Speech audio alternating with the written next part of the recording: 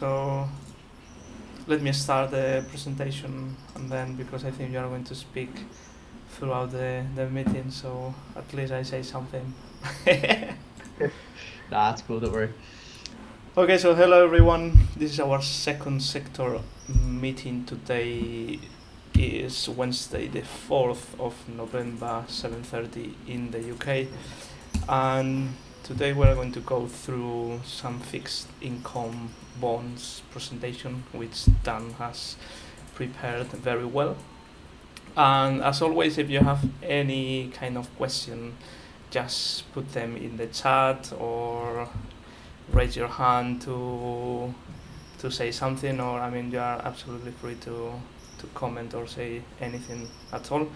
And yes, I mean I'll pass it to you, Dan, for your superb introduction. Yeah, I'll just quickly answer that question. Yeah, but we'll do that after the session probably. So yeah, this will just be a really basic kind of introduction to fixed income. Basically, I don't know how much people know, but so we'll start off real simple. Fixed income is just an interchangeable term for a bond. They're exactly the same thing as each other. And the best way to summarize what fixed income really is, or a bond, is think of it as a loan, but not from the bank. It's from investors. And it is basically a promise to pay back a sum of money, essentially. And there'll be an example later in the slides. So compared to stocks, they're slightly less risky and offer more security per se. Hence the name fixed income. Just flick that slide forward, console, please. So some keywords really just to kick it off, so everyone's able to understand what the slides are about. Par value, it's just the face value of the bond. So if I have a bond with a par value of $1,000, that's just how much I've invested in that bond. Coupon, it's just interest. So if a bond pays 5%, you could call the coupon 5%. Real simple. Discount, that's essentially when bonds trade below the face value or below the par value. So say the bond's trading at $900, but the par value was 1,000. It's trading at a discount. Adversely, if it's trading at premium, it's trading above. So say it's trading at $1,100, but the par value was 1,000. It's trading at premium. Maturity, just the length of the bond.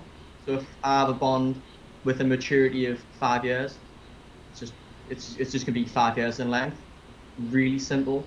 Has anyone got any questions about that before Yes, we go forward? I have one. So what happens then if we buy a bond at 1,100 pounds at the beginning? How much do we get at the end? And the same if we buy it at 900 pounds. I mean, do we get the 1,000 pounds at the end?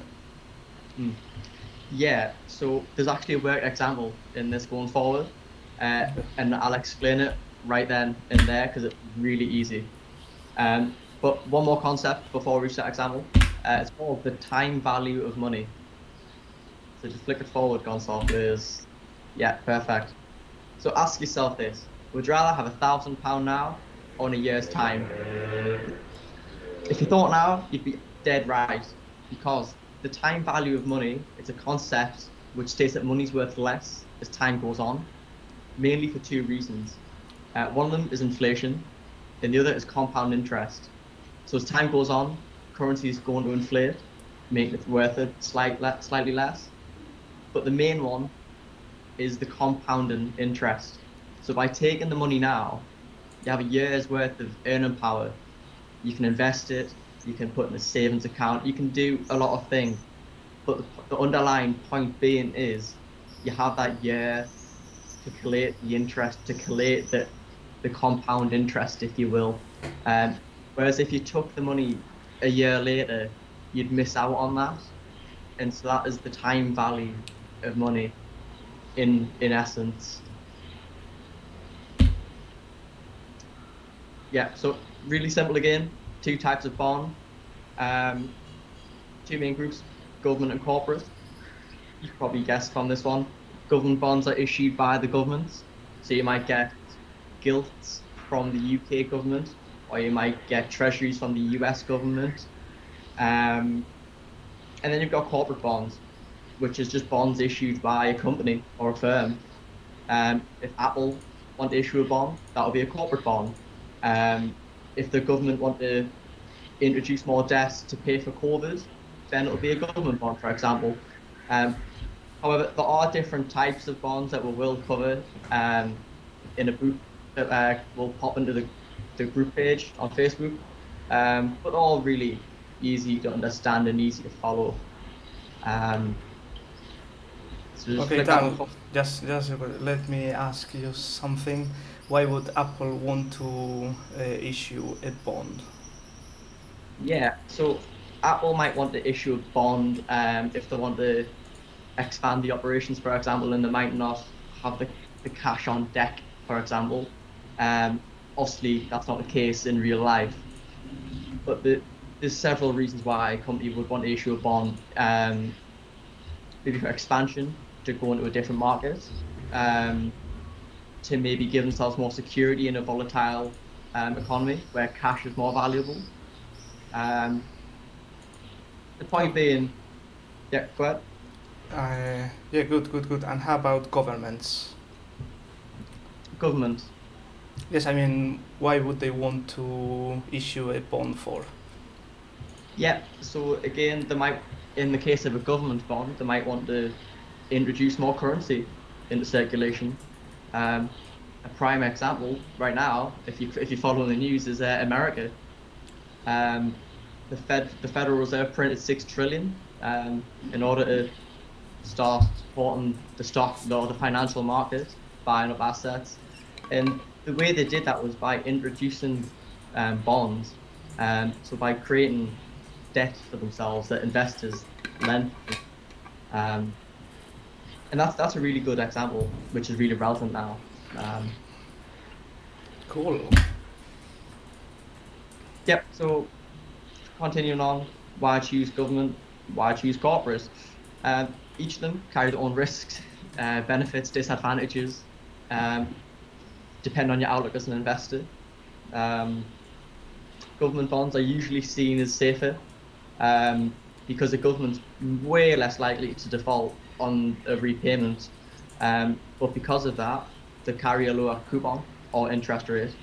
Prime example, the Fed's issuing bonds to cover stimulus packages. In that case, super safe because the US are the safest creditor in the world, so their risk of defaulting is really low. So to account for that, the coupon's low as less risk is taken on by the investor. However, if you look at maybe a government from a less safer country, I don't know, say the DRC, the Democratic Republic of Congo in Africa, Venezuela. that bond would carry a higher coupon because that government's way riskier to lend money to in America. So not all government bonds are rated equally, but we will cover that again later on. So corporate bonds, usually seen as riskier because a company may default on repayments. So as a result, they carry a higher coupon. Just the investor's reward for taking on a bit more risk. So again, if Apple want to raise capital to expand, for example, they'll issue debt, which is the bond. However, they don't have the credit history of the government, so they have that risk of default if business declines. So say the revenue drops, say the profits drop, they'll not be able to cover the repayments theoretically. So to account for that, the coupon will be higher to match the risk taken on by the investor. Yeah, the idea is very similar to equities as well. For example, if you are buying a newborn company that is in the Nasdaq 100, for example, you might get a very high yield, but at the same time, it is a way riskier investment than investing in Coca-Cola, for example, which is a company that has been trading for many years, and it is seen as a very safe company. Yeah. Next slide, done. Yeah, go for it. So, goes back to your question, how does a bond repayment work? So say you invest $1,000 into a bond with a 4% coupon rate for 5 years. As you can see from the table, that in year one, you'll get the 4% coupon rate, which will then continue into year 2, then year 3, then year 4. But it's not until year 5 that you actually get the face value or the par value of the bond back, along with the extra annual interest. So again, for the first 4 years, you'll just receive the coupon rate. And then on the maturity date, that's when you receive both the coupon rate for that year, as well as the initial amount invested. For simplicity, discount rates haven't been applied because it adds a bit more complexity to it, and I want to err on the side of caution in this case. But the book that me and Gonçalo will put in the group, it does go over it. We're using examples all from the book. It is really well explained, so I will put that in after tonight's session. Yeah, so what affects the price of bonds? Really simple, on the surface anyways. They're especially prone to interest rates and any changes into them. So when interest rates go up, the price of bonds go down, and that's because investors would rather have their money gaining interest in the bank with a higher interest rate than the bond with a lower, because common sense would tell you that. And vice versa. When interest rates begin to dip, bond prices go up because they become a lot more attractive.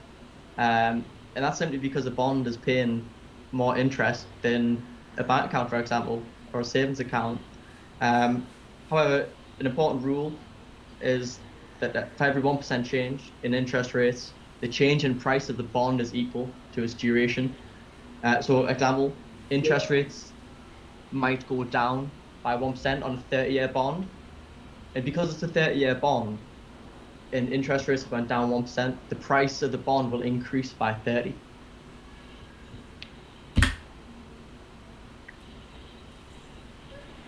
And then measuring credit risk, just going back to government and corporate bonds. So credit risk, it's essentially the risk associated to someone, whether it be government or a company. It's the risk associated to borrowing them. And that can be measured using credit rating agencies, whose main job it is to assess their credit worthiness. So the three main agencies are Moody's, Standard & Poor's, and Fitch. To my knowledge, they're all American. And you can see on the graph from Investopedia, they've all got slightly different ways of grading a bond, but the underlying concept remains the same. So you might see Standard & Poor's AAA, it's investment grade and it carries the lowest risk. Whereas Moody's, they also follow that system there, but it's not until you start getting into the lower grade investments or the junk bonds that the grading slightly changes. But the concept is there regardless. I would highly recommend going on Investopedia in your spare time, because it has literally everything that you'll ever need. And one thing, as you said, Dan, before, if you buy a bond or AAA bond, you will get a lower yield than if you buy a CCC bond, which will give you a higher yield, or in other words, more money at the end of the investment. Yeah, of course. Totally right there, Gonçalo. I just wanted to cover this one with Lehman in 2008. It's a prime example of credit risk being incorrectly calculated. So I'm assuming everybody knows what happens during the 2008 housing crisis in America, where credit was incorrectly assessed. And the big issue was Lehman Brothers were rated AAA, the highest the highest grade possible. They were a really secure lender, and they were also a really secure creditor. So if you were to lend layman 100,000 or a couple million, there's very, very small chances of you losing your money. But what actually happened was the scandal that went through 2008, where the rating agencies were paid by the banks to actually rate bonds accordingly so they can profit the most. It was just a big profiteering ring. And eventually it led to a whole load of people defaulting on loans, including the banks, even though they were rated AAA, the highest grade possible. Obviously it led to Lehman collapsing, the housing market collapsing, most bulge bracket banks fell to the knees. And then there was a massive restructuring in the credit rating agencies. And if anyone has ever seen The Big Short, you'll understand it. I'd really recommend watching that film. It's really well explained. Yeah, I agree, Ben. I'll get you a question later as well, at the end. It's quite a succinct set of slides as well. So just move on, Gonzalo. So yeah, that on the surface, bonds are quite easy to understand. I think we'll include the slides in the group, but essentially just think of it as lending money to someone, but you're not going to the bank. It's investors' money. It's split into, broadly speaking, two areas: government and corporate bonds. And they're assessed on different factors and metrics, but ultimately you get the scale of AAA, investment grade, so the top of the top, the most secure lenders, to junk bonds, which are rated D for default. And in reward for lending that money out, you'd be paid a yield or an interest rate for investing your money.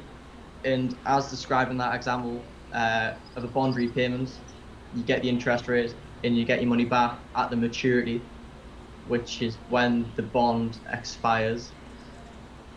So if anyone has any questions, pop them in now and I'll be more than happy to work my way through them. Or take yourself off mute.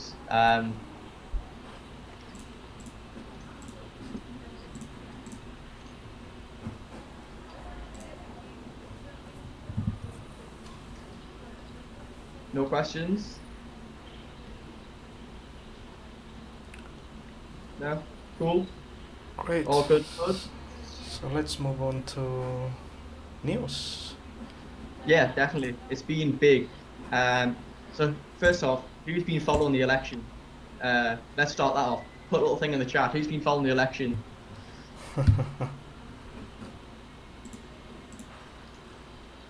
I guess everyone has read anything about something, even if it was a short sentence. Up all night since yesterday. Yeah, it's been the markets have been rallying hard. I was speaking to Jamie Darwood, who can't make it tonight, about it as well on LinkedIn. Good conversation. But yeah, so if you can quickly go on the slides, I've got some market. But why is the Nasdaq, for example, rallying more than 4% if we still don't know who's won? That could be for you, Dan, or for anyone else. Lots of pairs. Good fact. Oh, I'll get round to Ben's question as well. With record low interest rates, would it be right to assume there's never been a better time to invest in bonds? Yes and no. If you invested in bonds beforehand, then yeah. But if you got in after the interest rates plummeted, the bonds would begin trading above face value. So then you wouldn't be getting such a good deal, if that makes sense. Because when the US and the UK, for example, want to introduce a lot more currency, because they're such safe lenders, they'll set really low yields. And so investors will say it's a safe haven, for example, but there's not much reward to it. Whereas if you invested in bonds maybe last year, then you would be in the money. You'd be in the green, if that answers your question. Yeah, cheers. So back to them slides real quick. So everyone knows that lockdown's tomorrow. I don't know what people are doing after this, but try and have your last bits of fun, guys. FTSE 100 opened up low. Can we sell bonds? Yeah, absolutely. It's part of trading. It falls under the asset class called FIC. Spelled like that. It's called fixed income, commodities and currencies. Yeah, it trades like any other asset class. To be honest with you. That is why there is a price of a bond, because you can sell it at any moment before maturity. And the price could be above or below their par value is, yes, their initial value. Yeah, 100%. But about the market news, I know Germany's plunged into lockdown. I know France is having a few issues. I know oil demand has fell off a cliff right now, trading at 5-month low of I think $35 off the top of my head. The European Central Bank's toying with negative interest rates. I know France is definitely doing it because they're asking private banks to pay now, to pay the deposit cap.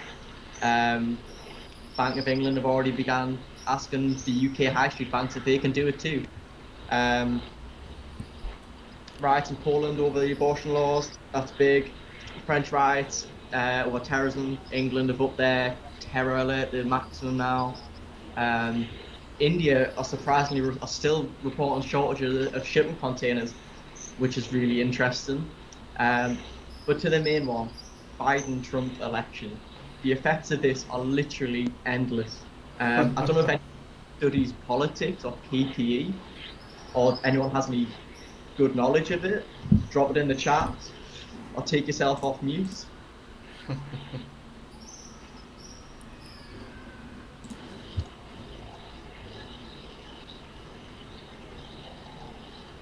Seriously, anyone go for it. There's total freedom if you want it. So I don't want to pick on anyone.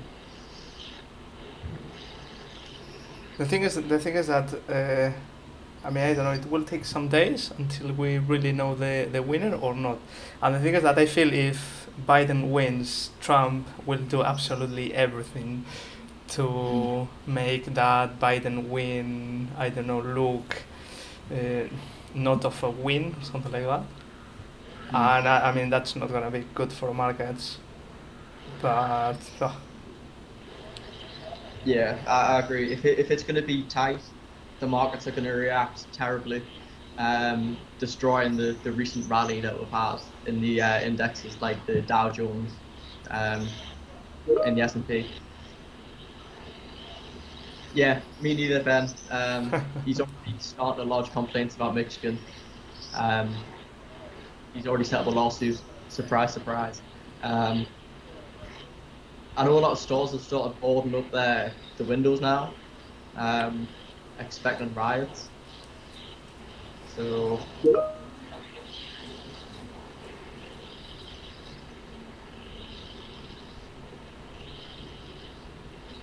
oh, totally agree with you. Has anyone thought about the effects of a socialist US on the effects of Brexit? And about the UK getting the best trade deals with America? Because that could... I don't know, I think that the UK might get a better deal with Trump than with Biden, but I wouldn't be able to explain why. I don't know, I guess because Trump and Boris Johnson have a good relationship, but I don't know. The thing is that, I mean, they are such complex things that, who knows? Looks promising, they probably wouldn't do it with us, has to be Trump for it to happen. Has anyone checked the Chinese yuan yuan to the US dollar, it's fell off an absolute cliff because of the election. I'd recommend having a little look into that if you've got some time. I think there's only a couple more slides left, Gonzalo. Yeah, sure. To be honest, I wanted to keep fixed income to the absolute bare bones for everyone, so that it's really easy to understand. Yeah, check through the FT. You've all got a free subscription if you sign up with your university emails. Can we do it for everyone? Like, I mean, right now? Or can I do it? I mean, I think I've done it, but I mean that so everyone has that feature. Okay, I need to go to sign in. Or how can I do it? I've done this, but I don't remember. Put in your email for university.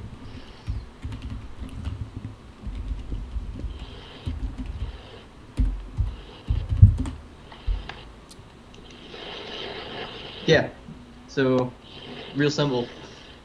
Okay, so yeah, I mean, as simple as that, guys. You just put your university email, and you don't need to sign up or anything like that.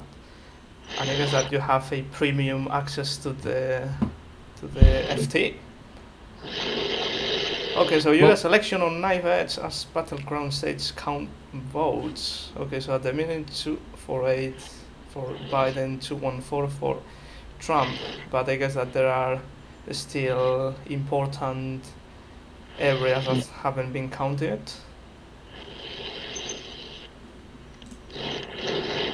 So let's well, yeah, see. if you check the indexes as well, you'll be able to see the rally.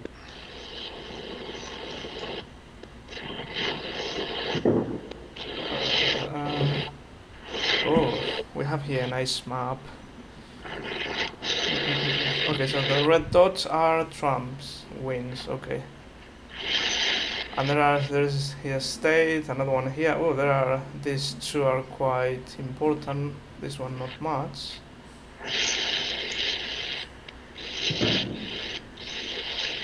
Anyway, and how about the millions of postal votes? When are they gonna be counted? Do you know about that, Dan? Yeah, I'm not too sure. It's in the next few days. Okay. But I think Michigan is going to decide it, to be honest with you. Okay. Because I know Trump's suing the Republicans because Joe Biden found 140,000 postal votes today. Every single one of them blue, surprisingly. So there's a lawsuit going on there. Okay. Yeah. The thing is that I don't know. No, this platform doesn't show today's moves. Okay, if we go here,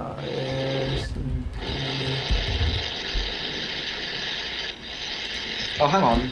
Alibaba's in profit. yes, of course. Okay, so let's talk about our. Should I Do go you for that one? Do you have that in the slides? No, but go on to EFT. It'll go on there and type in "and IPO." Okay.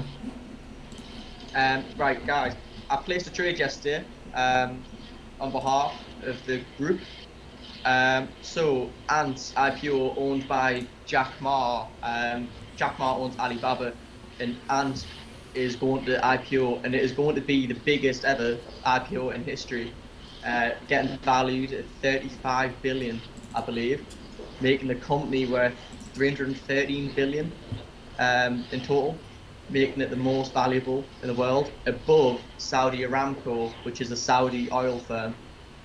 Long story short, it got derailed after Jack Ma got brought in by Chinese officials over regulation issues, and so it dropped massively.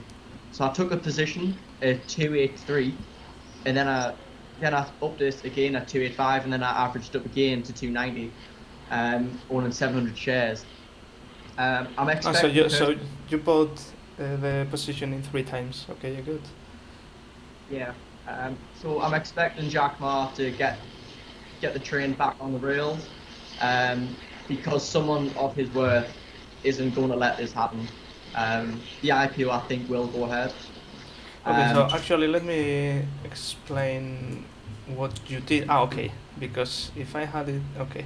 So now, I mean, I'm going to explain a bit what Dan did. So the first time that Dan bought the stock was at this 283 that you said, and then again at these levels. But I guess that this big triangle, I mean bigger than this one and this one, I guess this trade was bigger than this one and this one. So what you do if you buy the stock in 2 times or 3 times or whatever, you just do the mean of the price depending on how big that trade was.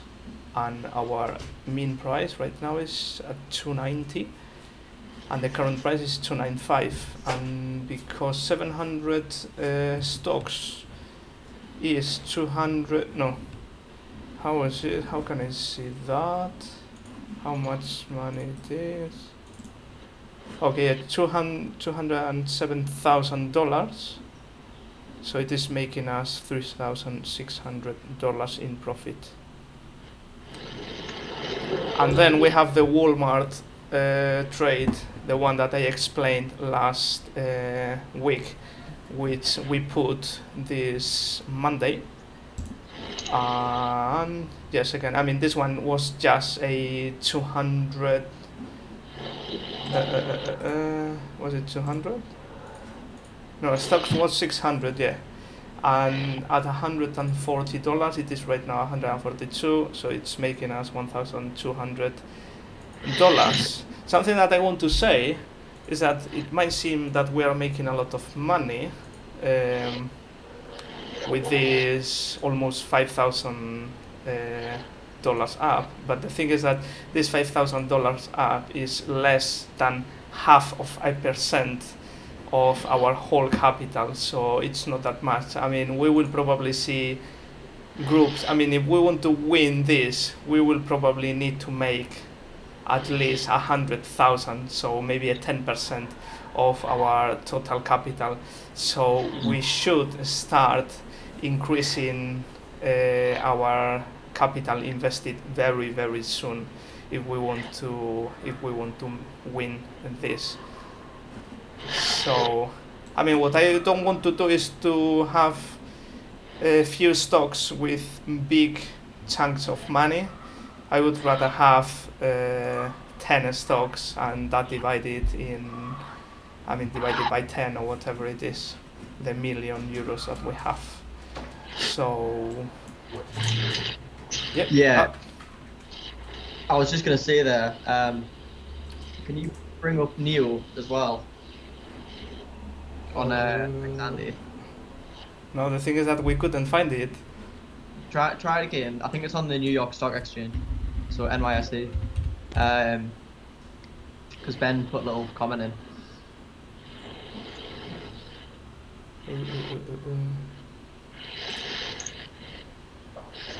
I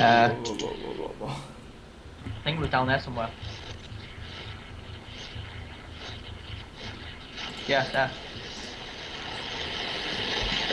So it's. Oh, that's it's noisy. Just, okay. Yeah, I'll walk through this one because I've got a fairly good knowledge on this one. So they've just expanded into Europe. That's the reason why it's began to rally. They've also beat Q4 earnings, well Q3 earnings, sorry. And banks are slowly upping the price targets for it. But once it reaches a high such as $40 or $39, I think today, it's going to start to sell off. It's going to pull back as investors pull out the money and take the profit. So I think that will be a good time to get in, because if they keep up this behaviour, there's definitely profit to be made. It's got a lot of growing space as well. And that brings on my next point. We need to try and formulate a little trading strategy. What are people's thoughts about that? Has anyone got a strategy in mind, or a direction for the team? Because it's led by you, and we want it to be led by you.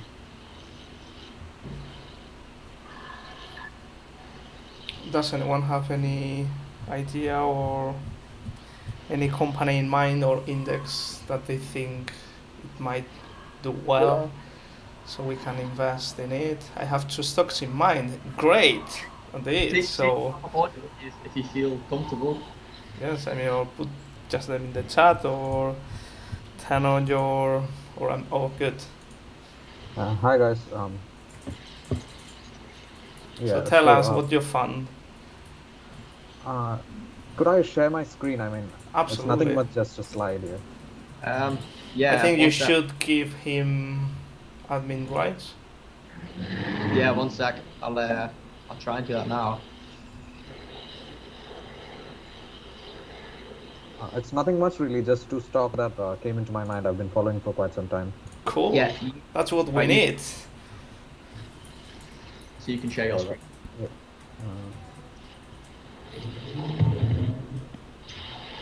Cool. We can see your screen. Yeah, so can you guys see my screen? Yes, Yeah. perfectly. Yeah, the first is Tata Motors. It's an Indian multinational automobile company. It's the parent company of JLR. And recently the sales have increased, as you can see in this, over the past 6 months, their prices have gone up. The sales have really gone up as well. And mainly because the government of India is encouraging made in India products more within the domestic market. And also they are the only significant electric vehicle player within India. And I think their prices are bound to go up in the coming months. Okay. And, How is the company doing with new car sales during the pandemic this year? Yeah, actually, this is for October 2020, if you can see this. It actually witnessed 27% growth over last year. And Oh, that's very impressive. they deal mainly in SUVs, and in that segment, they are the highest selling company. Do you know anything about any current liabilities for the company or any assets? I'm not quite sure, but the That Tata might be. Group. Sorry, that might be a bit too difficult question to answer. The Tata Group is quite stable, and they have lots of assets like Tata Steel, and even like they have invested in hotels and lots of stuff around the world. So the company is quite stable, but I'm not quite sure about Tata Motors, the liabilities and stuff. No, perfect. You had a second one as well, right? Yeah, that's kind of stupid, but still I'll share. It's actually nothing is Jet stupid. Airways, but it's bankrupt, but actually it is the world's best performing airline stock because like they found some investors to help it take off again. So the prices are really going up. Okay. Interesting. Yeah, and in the last 6 months, if you can see this, the prices have gone almost doubled, I think. Okay. Cool. And, so they I were mean, once the best airline in India, but they were bankrupt last year. That's an interesting one because most airlines have fell off a cliff, and Warren Buffett's even sold his stakes. So this one's a good spot. Well done. Yeah. So yeah, that's it. cool. So I think for Tata Motors, I think that could be a really good trade. I'm not so sure about the airline, but yeah, I mean, absolutely. If you all agree, guys, to maybe put the more or less 75,000 euros that we've agreed. I mean, that Dan and I have agreed to put in every company, and then maybe half of that in the airline. What do you think? Put a comment in the chat. What do you think, Dan? I think we've missed the boat on the airline. I think we'll be buying too high. We should have realistically bought the news and kept the hype. If that makes sense. I mean, the thing is that we could put a limit order as well. Actually, for your, which one was your Neo? Let me actually share my screen again. For your Neo trade idea, I think, how can I put?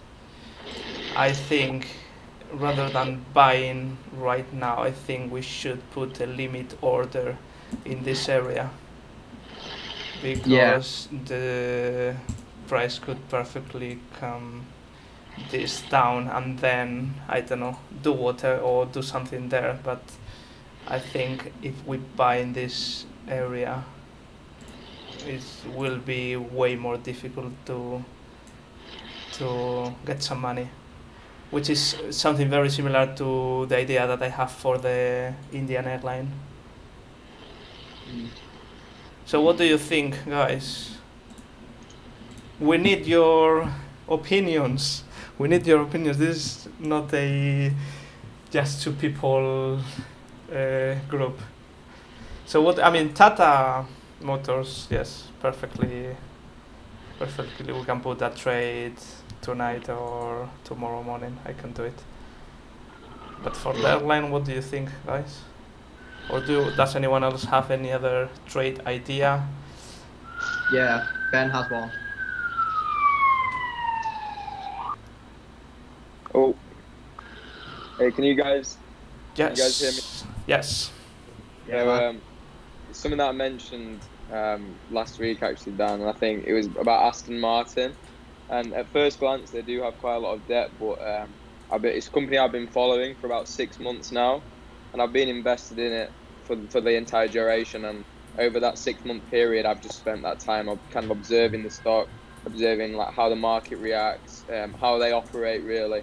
And during that time, to put it onto a bit of a timeline, the company went bust in March, just before COVID, and was subject to a takeover by a man called Lawrence Stroll, who owns U-Tree Consortium, and he actually also owns a Formula One team called Racing Point.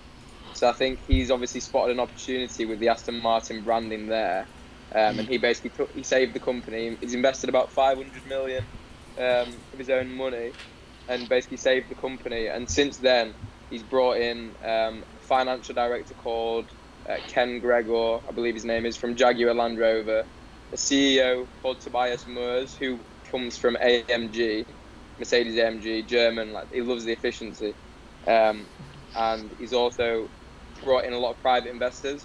So there's a guy called Toto Wolff who part owns Mercedes, and he's been invited as a private investor as well. The F1 racer Sebastian Vettel now also has purchased shares. And in the Q3 results that they released a few days ago, they actually announced some really good results. They've now got 300 million cash in the bank. And Mercedes have also announced a 20% stake in the company in exchange for providing Aston Martin with like future technology, so they can move into the electric car market sooner. And also in January 2021, Aston Martin will be in F1 racing. It's currently only 54p at the moment, and I've seen this stock fluctuate quite a lot between about 48p, anywhere up to 86p. And I think if we could get on at like 54p, there's been a lot of talk about share consolidation soon. They actually sent an email out to investors over the last couple of days talking about share consolidation, which is likely to happen soon. They also wrote it in the Q3 financials. And I think if we were to invest in this by January, February, there's no way we don't make at least like 20-25% on this, based on like quite a lot of the fundamental factors that I've spoken about.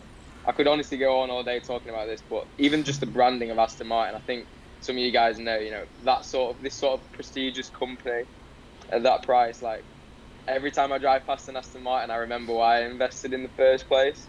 And I know it might not be a short term like flip, but I think by January, February, it's definitely, it's at a very good price right now. What do you guys think? Can I put my input in first? Yeah, for sure. Yeah, great. When's James Bond releasing? So it's been pushed back from November the 12th to, I believe, in April. But the thing with James Bond is, I don't know if it's one of them where it could have an effect, but it ultimately it's only really like exposure that we're gaining there. And I think with F1 in 2021, there's been a lot of people talking about when they start. They've signed Sebastian Vettel, and they've also just recently released a new vehicle called the DBX, which is like a 4x4 SUV. It won the 2020 like Times Best Design Car of the Year. and Lawrence Stroll said it will do for Aston Martin what the Lamborghini Urus did for Lamborghini, which was double revenue sales. So they're targeting like 10k sales by 2025, and if you consider that the cheapest model is like 160 grand, the DBX is also fully booked to order until March 2021, and that's like a 160 grand car. But they're obviously that's not fully reflected in the financials just yet because they're still producing them in St Athens in Wales, which is currently operating at full capacity. Even though they're in a national lockdown, they're classed as like key workers because obviously they can't work from home, so they're still running at full capacity. And I'll be more than happy to share some of the sources that I've been using for this in the chat with people if they want to have a little look through it. That's perfect. That's what we want, really. Also, one other thing, if I could just add, the market cap is currently just under $1 billion, and I've seen quite a lot of talk about the enterprise value of the company being around 1.6, 1.7 billion.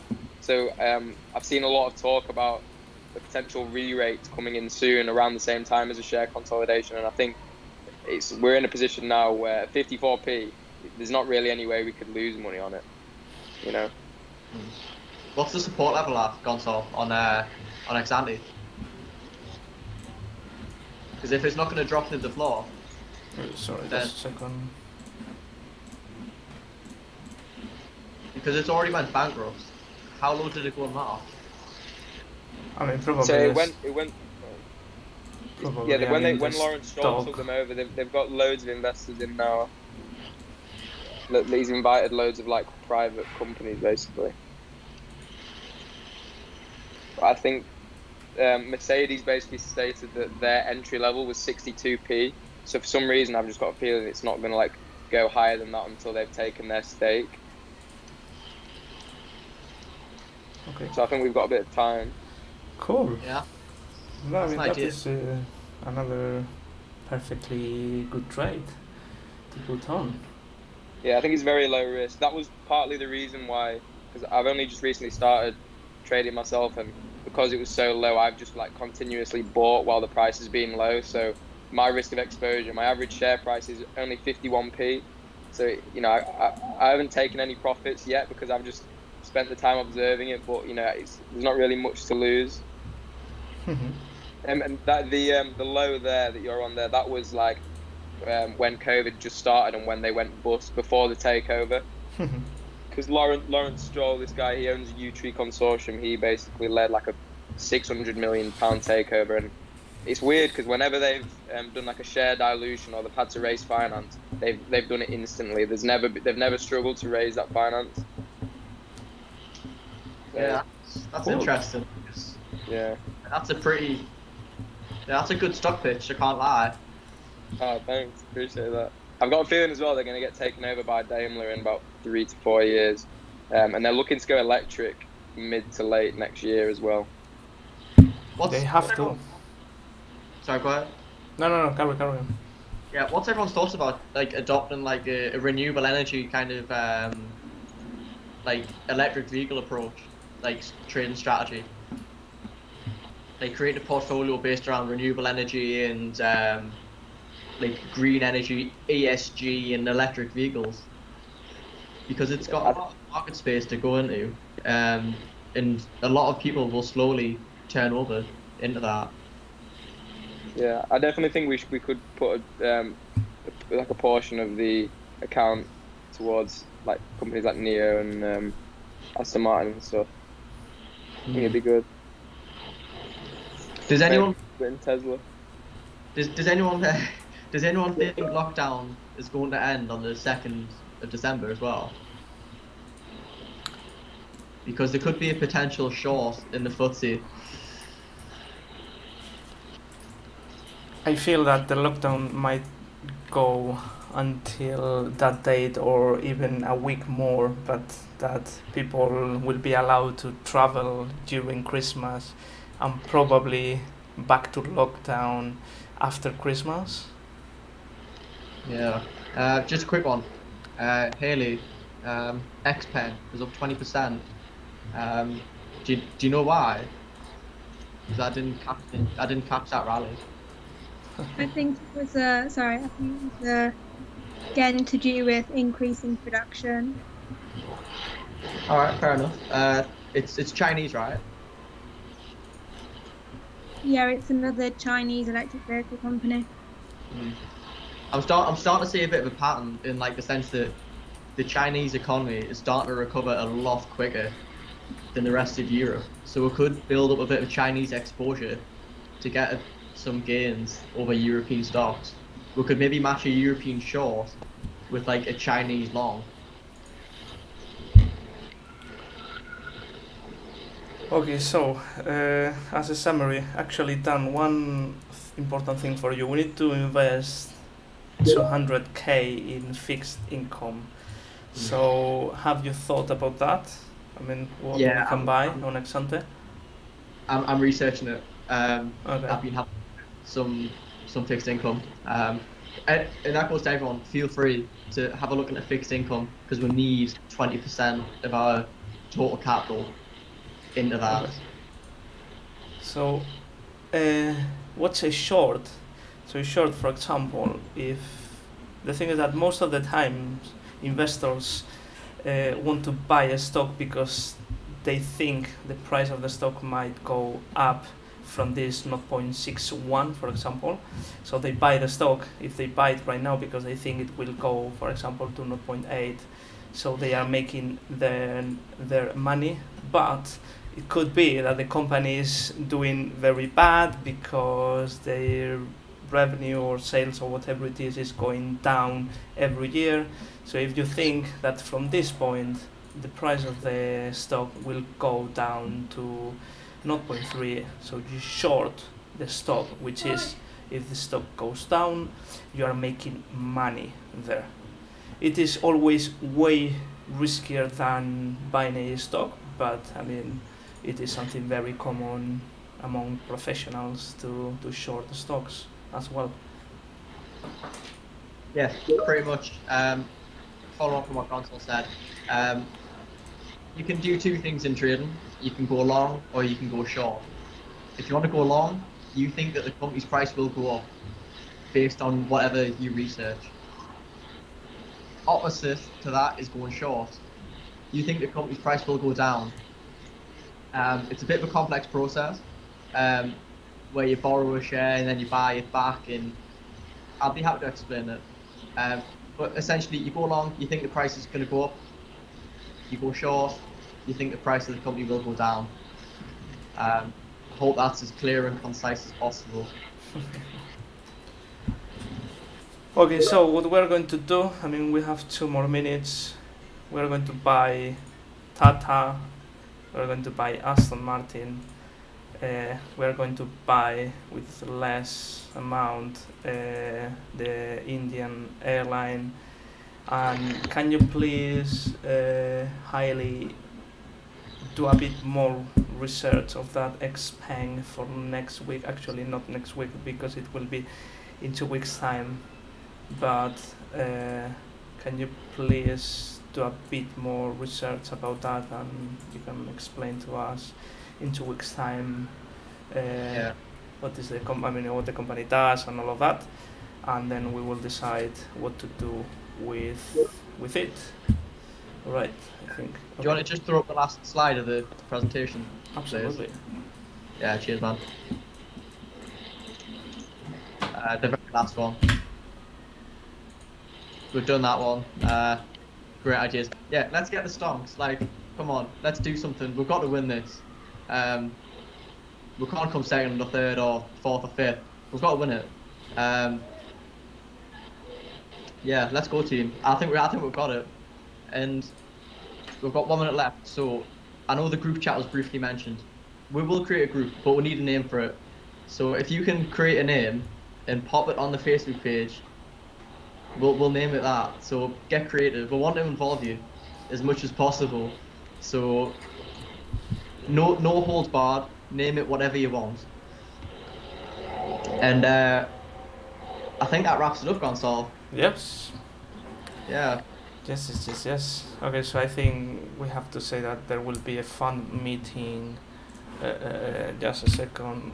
Let me show you LUUTIS calendar for this week and the week after. So this is today. Tomorrow we have the wealth management roundtable. Yes.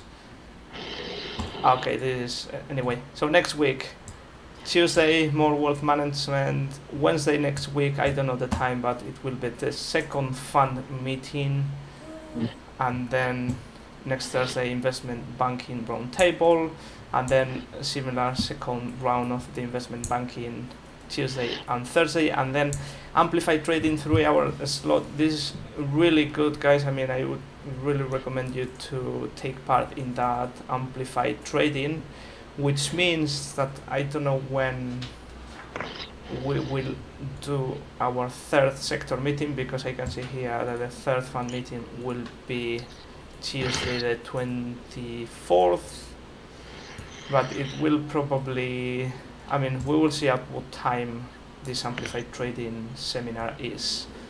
But if we can, if we can, we will probably make it Wednesday 7:30 p.m. But we will see when this amplified trading workshop takes place. And I think that's it. Thank you very much, everyone, for coming to this online session. And yes, we'll keep you informed about how our stocks are doing. For the moment, they are doing very well, but again, as I said before, we will probably need to make something like 100k to win this competition. I mean, last year the winner made something like 300k. I mean, it was a 2 million euros portfolio, but the winner made 300k, so a lot of money. So I mean, it might seem that this 5 or 4,500 dollars or euros is a lot, but that's pretty much nothing, because I mean, it is not 5 of the whole value of the portfolio, which is not much. Anything else, Dan? No, I think that's it. Last night before lockdown, have fun. If you're gonna go out, get hammered, stay safe. Yeah, enjoy yourselves. So yeah, thank you everyone, and see you later. See you later.